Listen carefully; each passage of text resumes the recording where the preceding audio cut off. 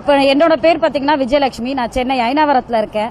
எனக்கு வந்து இந்த பஸ் வந்து எப்படி இருக்குன்னு பாத்தீங்கன்னா, ஒரு பெண் தொழில் முனைவோரா நான் இருந்து ஒரு பொருளை நான் வந்து வாங்கணும்னு போனோம்னா பாரிஸ்க்கு தான் நான் போனோம்.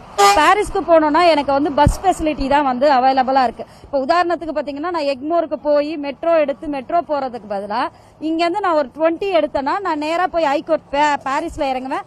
பாரிஸ்ல இருந்து நான் வந்து பாத்தீங்கன்னா எனக்கு தேவையான இடத்துல போய் பொருளை வாங்கிப்பேன். இப்ப மெட்ரோல போனோம்னா நான் எப்படி போவேன், என்னோட அசசிபிலிட்டி எப்படி இருக்கும்னு பாத்தீங்கன்னா, இங்க இருந்து நான் எக்மோருக்கு போனோம். எக்மோருக்கு போறதுக்கு ஒரு ஆட்டோவோ இல்ல வந்து ஒரு பஸ்ஸையோ நான் பிடிக்கணும். திருப்பி எக்மோர்ல போயிட்டு ஒரு மெட்ரோ பிடிச்சி பாரிஸ்க்கு போனோம். ஸோ அங்கிருந்து திருப்பி ஒரு ஆட்டோ போனோம். இது வந்து பாத்தீங்கன்னா எனக்கு இன்கன்வீனியன்ஸா இருக்கு. நான் இதை வந்து 3 வழியா வந்து என்னோட மோட் ஆஃப் வே வந்து பாத்தீங்கன்னா 3 வழியா இருக்கு.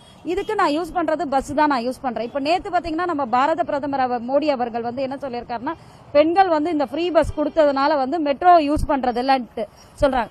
எந்த இடத்துக்கு நாங்க போனோமோ அந்த இடத்துக்கு தான் நாங்க போக முடியும்.